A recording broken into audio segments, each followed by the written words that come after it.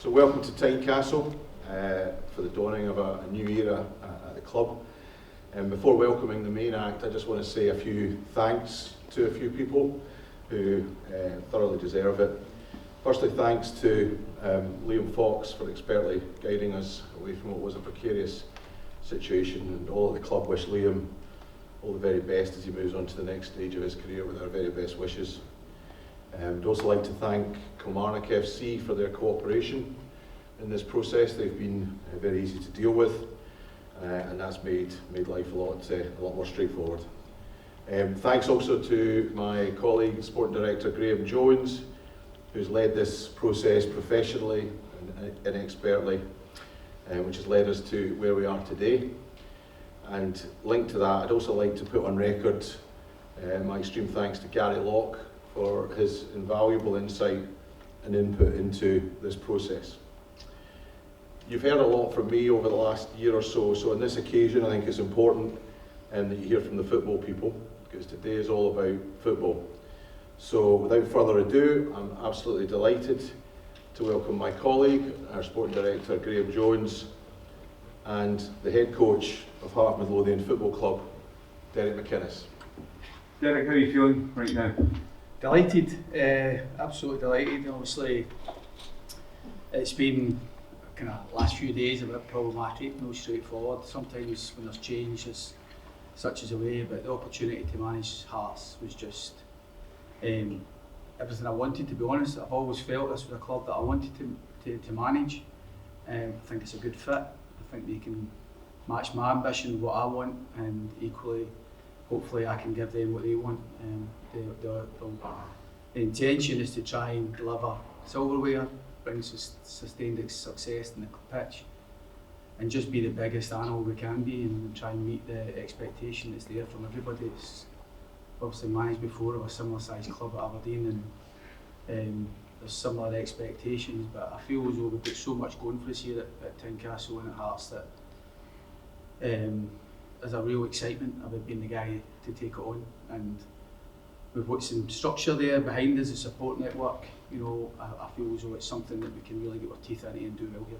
But the way it ended at Kilmarnock, Derek, you feel a little bit sad about that, the way it happened? Yeah, I need to say it was none of that was. I've got nothing to apologise for, because I love my time at Kilmarnock. It was a brilliant club, and I made so many good friends and relationships there, and with some real highlights. You know, and a lot of time with these things there's a lot of emotion, or sometimes a lot of pain when there's decisions to be made, but ideally it would have been done at the end of the season. But obviously when it first got muted about Hearts' interest, I spoke to Billy about it. I told him I didn't want to leave the club until the club was safe, and if there could be an agreement between Hearts and Kilmarnock, it's something that I would like to explore. I wanted the opportunity to speak to Hearts and take this job on. So I think Billy, with the right intentions, you know, and he's somebody that Kilmarnock are so fortunate to have him. He plugs the holes all the time. His investment, his commitment to the club is undeniable. And when I met Billy on last Tuesday, he'd asked me to take the team for the last 2 games. And obviously, it was something that I'm going to do what I'm told. I'm the Kilmarnock manager at the time, and I just wanted to work with the club until we could get it resolved. So, but before the game on Wednesday against Motherwell, I spoke to the board again, and I just thought this had to be my last game. I just thought Sunday's game would be too problematic, too antagonistic. I wouldn't want to do that to the Kilmarnock supporters and my players at the time, and I just thought the game should have been played without me as it did yesterday. So the club agreed to that. So all in all that, and I wanted to speak to the press on Wednesday after the game, and I get stick for no speaking, but the club asked me not to speak. It was a club instruction. They said they didn't want me to do an interview after the game, so I complied with all that. But see, ultimately it's never easy, these things, and for the sake of a few more days it might have been a bit, but for me it's all about the new start with Hearts. Kilmarnock will go on, and it's a brilliant club, and they'll appoint a new manager, but for me and my family, this is what I wanted, and I was open and upfront and that with Billy and the board. So here we are, and it's all about trying to kind of move forward now. And football, things change pretty quickly, and I feel as though this this can really get everything I want from the job. Andrew has described this as a new era for Hearts. It does seem to be quite an exciting time with potential new investment coming in. You're going to have pretty much a blank canvas in terms of players coming in because of the Jamestown analytics. What, in your opinion, will define success? Well, I think initially what you want to do is just deliver what's expected, what the Hearts support expect from the team, and then in time, let's go and exceed those expectations. You know, that for me, having the Jamestown support network as a manager is vitally important, and I think it does give us an added advantage over other teams. And you know, that support network is brilliant. As long as we utilise it to its maximum, I think we can be something that can be of a real support to the manager.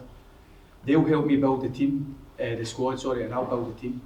You know, it's up to me to deliver on the pitch. It's about players, ultimately. I want to work with good players. I believe that Graeme and his relationships with Jamestown and the club's relationship with Jamestown can help us get more good players into the club. So for any manager, you ask anybody, you just want to work with good players, a good way of working, and ultimately it's just about trying to get those players to perform on a daily basis, on a weekly basis, and that's my job. And I believe I'm good at that. I believe it can only be a success here. And we do have a lot of advantages at Hearts. You know, the support is clear, the stadium, the infrastructure, the budget that's afforded to the manager here. It's important to try and utilise that to its full capacity.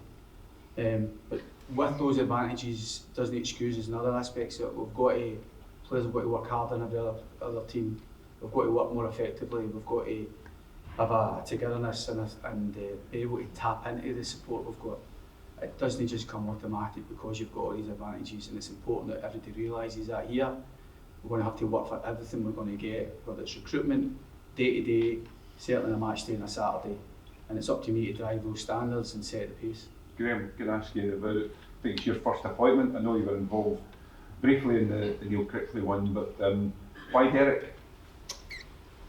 He was the standout candidate from the process we went through. We looked at both inside Scotland and outside of Scotland as well. Obviously Jamestown play a part. They provide, you know, the analytics side of things and the information within that, but it became very clear to me as I went through the process, and then when I eventually met with Derek, that he was the outstanding candidate, and I'm delighted to be sitting alongside him today. So, has it been the last few weeks, Pedro, in terms of having to tell a manager it's time to move on just 6 months after?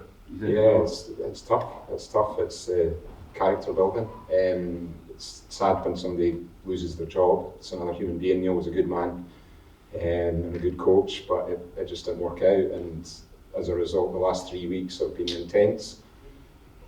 Part of me, I don't know if this is a bad thing, quite enjoyed it. It's doing some corrupting that, I don't know, but it's really satisfying to get to today and to have Derek McInnes alongside me, because I can't wait to get started now. Yeah.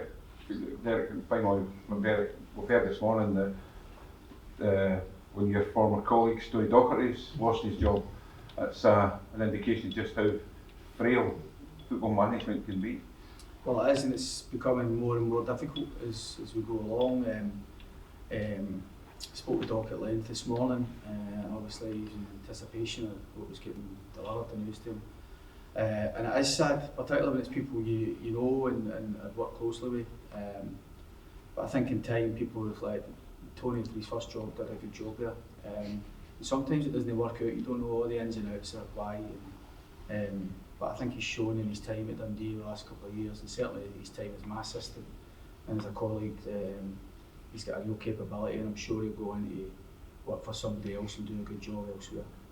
The squad has really performed under expectations this year. A lot of disappointment around the club about that. How much work does this squad need to start pointing them in the direction you want to take? Well, clearly there's work needing done, because, as you say, what we served at this season falls short of what we expect. I also look at it, obviously I'm going to get into the nuts and bolts of the squad and conversations with Graeme going forward. But looking from the outside in, obviously playing against Hearts often enough, and there's a lot of good players here. And we need to try and find a better way of working to try and get more results, because ultimately if we don't, then and we fall short, then it doesn't look good on anybody, and I want to make sure that my time here is a success. So I'm going to make sure I put together a squad that can meet the demand, and a lot of the current players were a huge part of that, and there's no doubt about it. And I do think there's a capability here within the squad, and with the right additions and the right kind of tweaking of the squad, then we can look forward with a lot more optimism, I think, for the season ahead, and that's the intention, clearly. 2 players with futures still unresolved in Craig Gordon and Lauren Shanklin. How quickly would you like to sort them out? How quickly can you speak to them about that?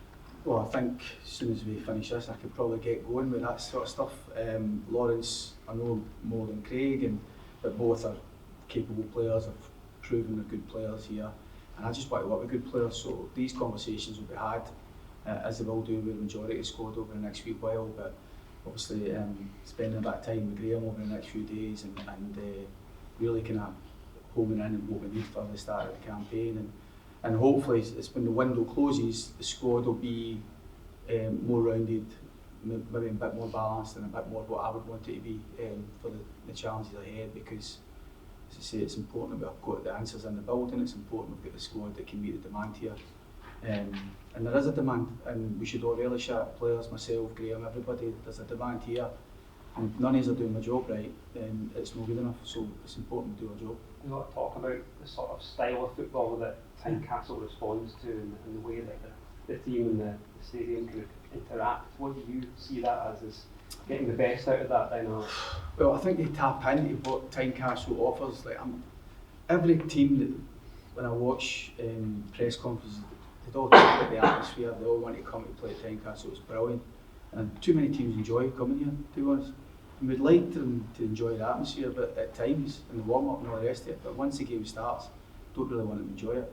And I think the best Hearts teams that I come up against as a player and as a manager, whether it was Jim Jeffrey's first team, George Burley's teams, Craig Levine's first teams, the time when you come out here at Tynecastle, you get hit between the eyes pretty quickly, both physically and like with aggression and a pace and an intensity that sometimes I feel when teams come here now, teams are start to kind of, it's a bit sanitised. Once the kick-off goes, teams enjoy it, bed themselves into the game.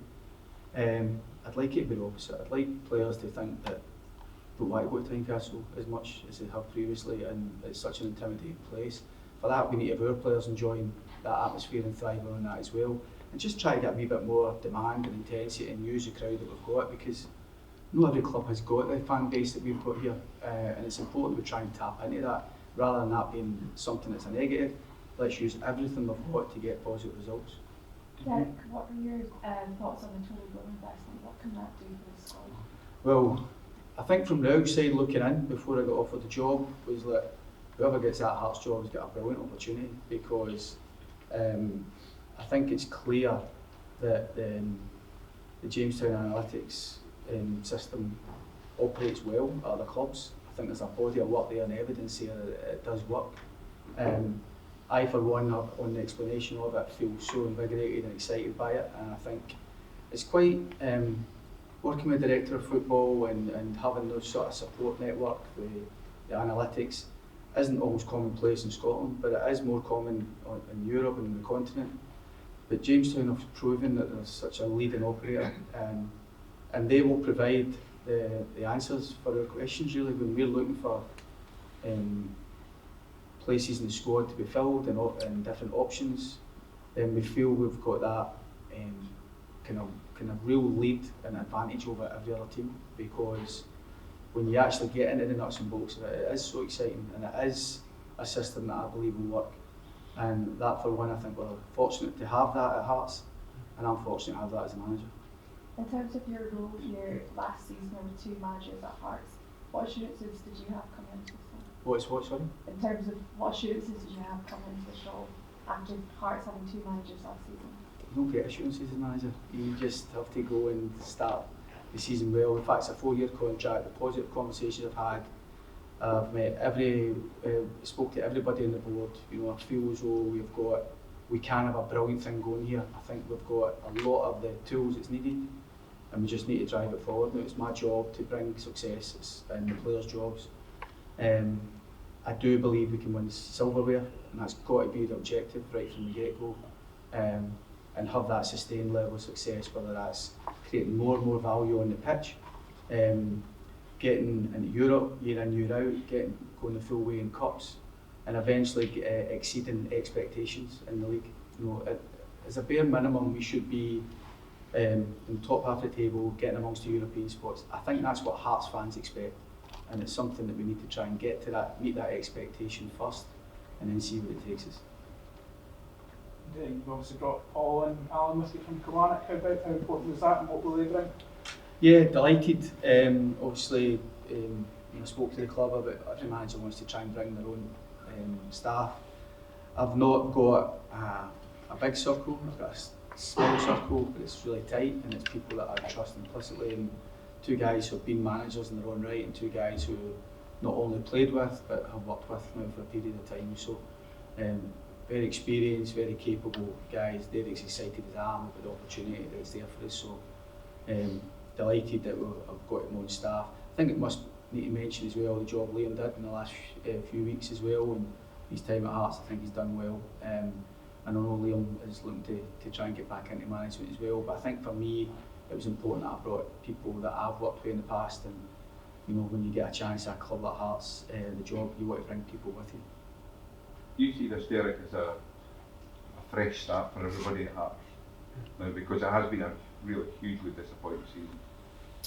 Yeah, I mean, I think when you look back at this previous season and Nazy gets to 3rd in the league, and there's a lot of optimism going into this, the last campaign, and for whatever reason it's not really been able to build on that, and I think everybody's got to look at reasons why that is the case.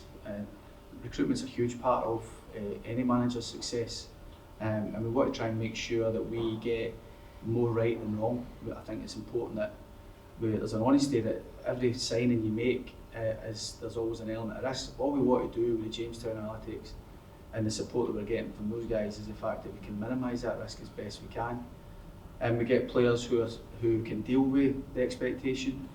It takes more than just being a good player to play week in, week out at Hearts. You've got to have so much more under the bonnet. You've got to have that competitiveness, game in, game out, and we've got to try and work with a level of player that meets the demand. And you need to have a strong mentality with that. You need to have so much more than just being a good player. I feel we can fill the squad with the budget that's afforded to me and Graeme. We'll try and do the best we can to put a squad out there that the Hearts fans want to turn up on a Saturday, can't wait to get to Tynecastle to see their team play and ultimately winning games. You've been linked with this job, I think, for the last 6 years or so, Derek. How does it feel now to actually be sitting there and holding that scarf up out there and sitting in the home dugout? I always felt it was a good fit. I always felt, obviously,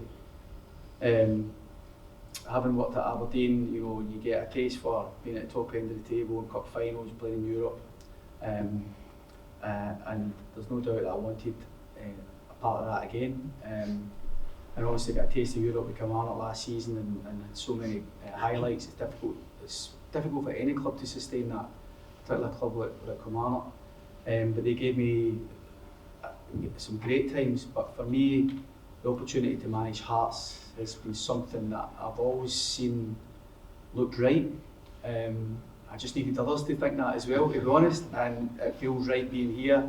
It feels right walking into the stadium today. It feels right meeting the staff. It felt right meeting everybody at the Orium today. I just can't wait to get started. I hope it comes across how excited I am about the challenge. It's given me a proper opportunity to be successful, and I'm determined to make the most of it. Graeme, can I just ask one more about the process? How heavily involved or otherwise was analytics? And also Andrew mentioned that Gary Locke was involved. Give an insight into what part he played in it. Yeah, I mean the analytics helps inform part of the decision making, but they're neutral with all. So the output is just detailing, you know, what the analytics say, and they don't have a specific view or an opinion. Gary Locke was great because he gives the coaches and also the sort of fans' perspective coming from the foundation of Hearts, which is invaluable. But the process was led by me and went through the various options that were available both in Scotland and abroad, and as I say, it landed very, very clearly for me in my report to the board, which of course they've gone with, which is good. that Derek's the main man for us.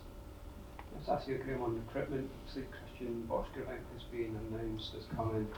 There's been a couple other names, Kaiseridis and Chesnikov, have been reported. How close are you to more new signings coming in? So Christian's already signed and played his last home game at the weekend for Valerenga. There'll be more